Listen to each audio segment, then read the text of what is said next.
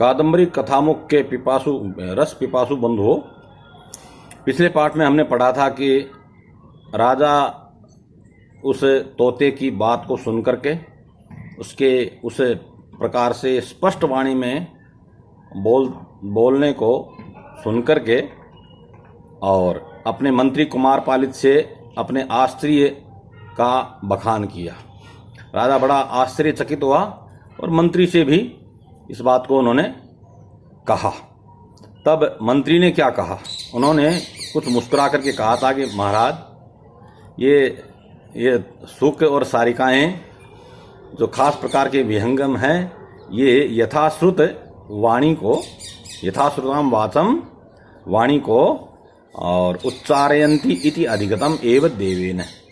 आपने ये बात तो जानी है, पहले से ही जानते हैं आप कि ये सुख सारिकाएं यथाश्रुत बात को, यथाश्रुत वाणी को और अनुच्चारयंती, उच्चारयंती और अनुवादयंती, तो ये इसका उच्चारण कर लेते हैं वैसे का वैसा, ये आप जानते हैं। तथापि फिर भी कुछ और बातें भी हैं। तथापि अन्य जन्म उपात्त संस्कारानुबंधेन, कभी कभी क्या होता है, अन्य जन्म में प्राप्त, उपात्त माने प्राप्त, जो संस्कार हैं, वासनाएं हैं, रत्यादि वासनाएं, इनका संस्कार क्या हो जाता है, उपात्त हो जाता है। और इसके अनुबंध के कारण, ये चिपके होने के कारण पूर्व जन्म की जो वासनाएं हैं वे अगले जन्म में भी चिपक कर के साथ आ जाती हैं। इस वजह से अथवा पुरुष प्रयत्नेन, किसी मनुष्य के, यानी कि जो मनुष्य होता है, इनको पढ़ाने वाला परिपालक है ना, तो परिपालक जन पाठन आदि उद्योगेन किम जायते, तो इन्होंने आगे कहा संस्कारातिशय जायते। इन वासनाओं में संस्कारेषु अतिशय यानी आधिक्यम जायते उत्पद्यते। यदि कोई इनको ढंग से ट्रेनिंग देता है तो उस वजह से भी इनमें संस्कार कुछ बढ़ जाते हैं। मनुष्योचित जो रत्यादि वासनाएं हैं वे इनमें आ जाती हैं। इसमें अति इति न अति चित्रम, इसलिए इसमें कोई बहुत बड़ी अचंभे वाली बात नहीं है। अति चित्रम नास्ति अन्यच्च, और भी सुनिए, अन्यच्च अतः पृथक अन्यदपि किंचित अस्ति। क्या है, एतेषाम अपि पुरा पुरुषाणाम इव अति परिस्फुटाक्षरा वाग आसीत।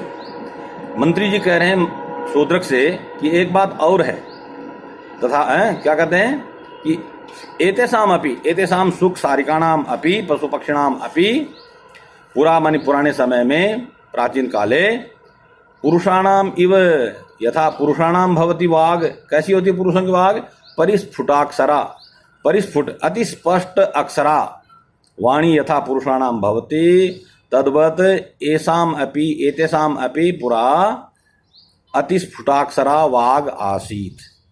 स्फुटानि अक्षराणि यस्याम सा स्फुटाक्षरा, कौन, वाग वाणी। तो यहाँ कहा कि पुरा एतेषाम अपि पक्षिणाम अपि पशु पक्षिणाम अपि पुरुषाणाम इव अति स्फुटाक्षरा वाक आसीत। अग्निशापात, अग्नि के साप से, अग्नि है साप वसात, तो अस्फुट आलापता सुकानाम उपजाता, सुकानाम अस्फुट आलापता जाता। पुरा या स्फुटता आसीत एतेषाम वाणीषु, या स्फुटता आसीत एते स्फुटाक्षरां वाचम वदन्ति स्म, सा एतेषां विशेषता अग्निशापात् नष्टा।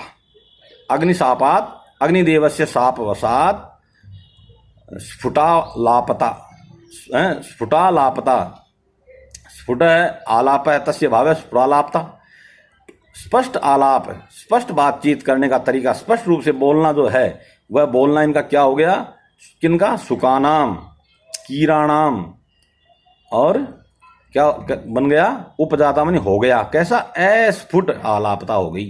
जो पहले ये स्फुट वाक वाले थे, अब वे अग्नि के साप से अस्फुट आलाप वाले बन गए।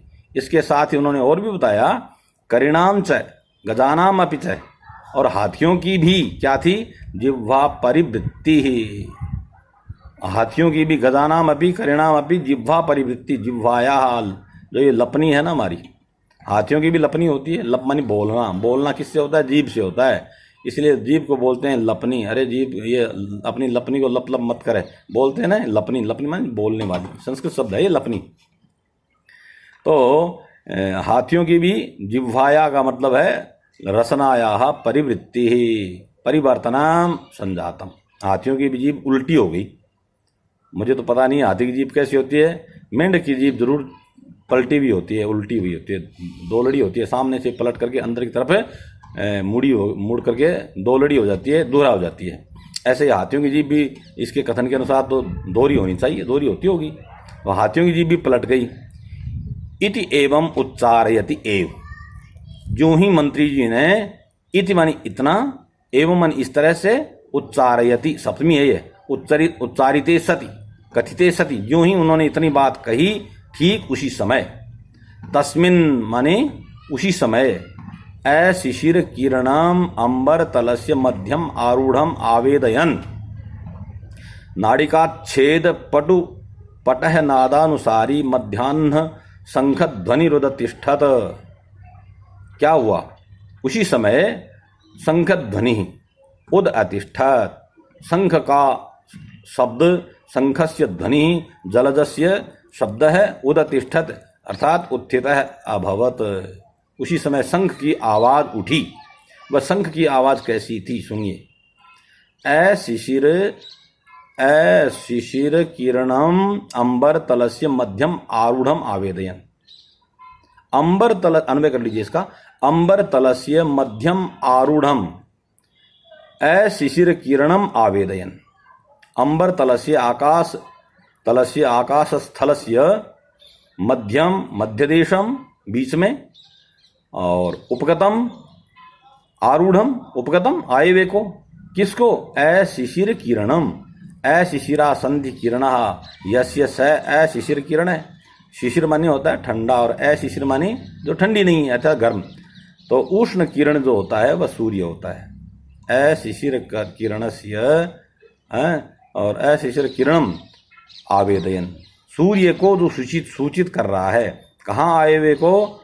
अंबर तलस्य मध्यम आरूढ़म, अंबर तल के बीच में आए हुए सूर्य की सूचना देने वाला शंख का शब्द सुनाई पड़ा। फिर वह शंख शब्द कैसा था? वह था नाड़िका छेद पटु पटह नादानुसारी, नाड़िका यानी घड़ी, पुराने समय में आज भी है 24, आज जिसको 24 मिनट कहते हैं, उस 24 मिनट का उस समय में एक घड़ी या एक घटिका या एक नाड़ी नाम था। आज भी ज्योतिष में नाड़ी शब्द का प्रयोग होता है। तो 60 पल से एक नाड़ी बनता है और 2.5 पल का एक सेकंड होता है।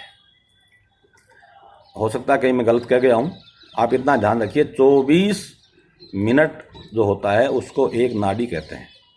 और पुराने समय में सबके पास घड़ियाँ नहीं होती थी, इसलिए जो समर्थ होते थे राजा लोग, उनके यहाँ समय की सूचना देने के लिए प्रत्येक घड़ी पूरी होने पर कोई घंटी बजती थी।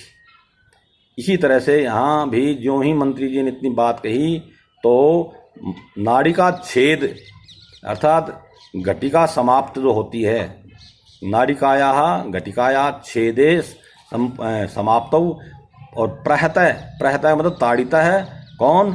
यह पटु, यह विशाल है महान, कौन? पटह दुंदुभी नगाड़ा, तस्य नादः तस्य शब्दः, तम अनुसर्तुम शीलम अस्य तथा भूतः स कह शंखध्वनि। अब इसको यूं बताएंगे, नाड़ी यानी घड़ी पूरी हो गई है, यानी एक घड़ी बीत गई है। इस घड़ी के बीतने की सूचना देने में जो समर्थ है, और जो पटु माने बहुत बड़ा है, पटह माने कोई नगाड़ा दुंदुभी, उसका जो नाद होता है उस नाद का अनुसरण करने वाला, अर्थात पहले नगाड़ा बजा होगा और उस नाद के तत्काल बाद उसी समय शंख भी बजा होगा। एक अर्थ तो ये बन सकता है। दूसरा ये बनता है कि जैसे कोई नगाड़ा बजता है घटिका छेद होने पर नगाड़े की, जो बड़े से नगाड़े की आवाज़ होती है, उस आवाज़ का अनुसरण करने वाला अर्थात उसका अनुकरण करने वाला, या यूँ कहिए उस जैसा लगने वाला। और मध्याह्न शंख, दोपहर हो गई है, इस बात की सूचना देने वाला। मध्याह्ने, यह मध्याह्न सूचक है, यह शंख ध्वनि, शंखस्य ध्वनि जलजस्य शब्द है, और वह शब्द क्या हुआ, उदतिष्ठत, उठा।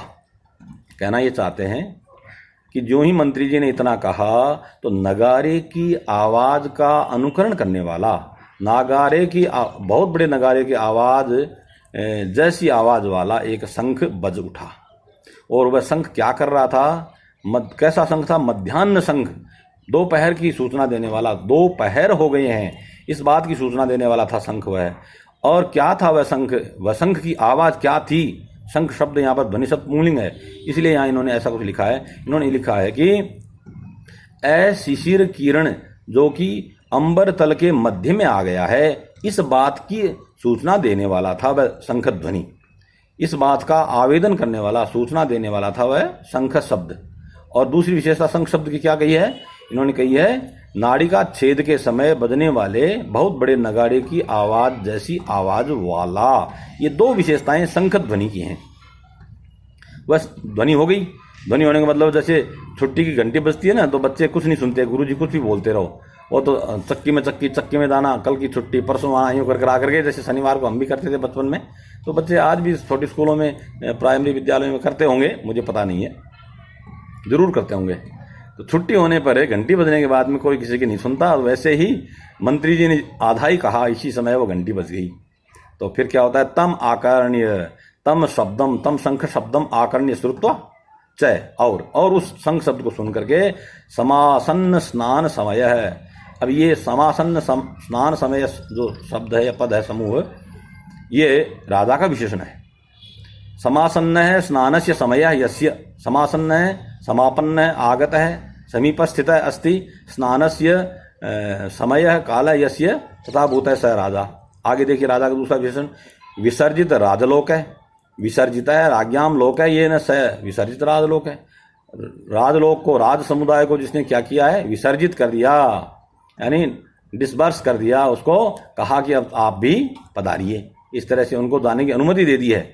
विसर्जिता है अर्थात निवर्तिता है, लौटा दिया है। और सभा मंडप स्थित जो राजलोक है, सभा मंडपाद राजलोक है, ये न तथा भूत है स राजा शूद्र का।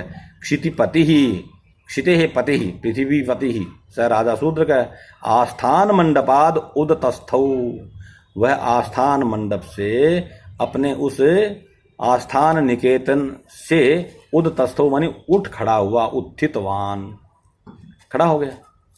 अब यहाँ चमत्कार तो तरह तरह का है, शब्दों में कहानी तो बहुत रुचिर है। यहाँ एक बात आई थी कि अग्नि के साप से तोते और हाथी, इन्होंने दो ही बातें कही। तोतों की तो आवाज़ अस्पष्ट हो गई, पूरी तरह से मनुष्य की तरह नहीं बोल पाते हैं, अनुकरण तो करते हैं लेकिन मनुष्य की तरह नहीं कर पाते, वो केवल ध्वनि का ही अनुकरण करते हैं, अंदाज़ा लगाया जाता है वो क्या कह रहा है। और हाथियों की जीभ पलट गई, वो बोल ही नहीं सकते। इसका यहाँ एक इन्होंने दे रखा है मेरी पुस्तक में, इन्होंने ये है, व्याख्याकार शिव बालक द्विवेदी जी हैं, इस पुस्तक में इन्होंने लिखा है कि प्राचीन काल में क्या था, तो बोले महाभारत की एक कथा है। प्राचीन काल में तारकासुर के उत्पीड़न से देवता लोग परेशान होकर के ब्रह्मा जी के पास गए। ब्रह्मा जी ने कहा कि भाई इसका वध तो अग्नि का पुत्र कार्तिकेय कर सकता है, तो आप अग्नि के पास जाइए और उससे पुत्र की मांग कीजिए कि आप अपना पुत्र हमें दीजिए। तो इस तरह देवता लोग सब जगह ढूंढते ढूंढते अग्निदेव को और चक्कर लगा रहे थे, कहीं अग्निदेव का अता पता नहीं था। अंत में एक जगह क्या हुआ कि एक बड़ा सा हाथी दिखाई दिया, तो उन्होंने उस हाथी से पूछ लिया, भैया कोई अग्निदेव का अता पता है, तुम्हें पता है, ज्ञान जानकारी है? तो उन्होंने कहा कि अश्वत्थ वृक्ष में है, पास में कोई अश्वत्थ वृक्ष था, उसके लिए उन्होंने इशारा कर दिया, बता दिया कि वो अश्वत्थ वृक्ष में अग्निदेव छुपे हुए बैठे हैं। तो जो ही ये बताया, अश्वत्थ में छुपे हुए अग्निदेव प्रकट हो गए और उसको शापित कर दिया कि जा तेरी जीभ पलट जाए। अब क्या होता है, अग्निदेव तो फिर भाग करके समी वृक्ष में एक जांटी में छुप गए। अब क्या होता है, वो देवताओं को नजर नहीं आए।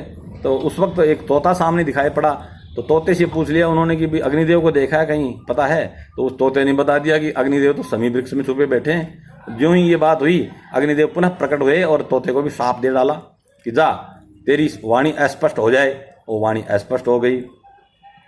अब आगे इन्होंने कुछ आगे इसके अलावा बताया नहीं, बाद में क्या हुआ क्या नहीं हुआ, इन्होंने इस कहानी को यहीं तक रखा है। तो ये बताना ये चाहते हैं कि पुराने समय में इन पशु पक्षियों की भी स्पष्ट वाणी हुआ करती थी, किंतु अग्नि के शाप के कारण ये सब उलट गए। अब ये स्पष्ट नहीं बोल सकते हैं।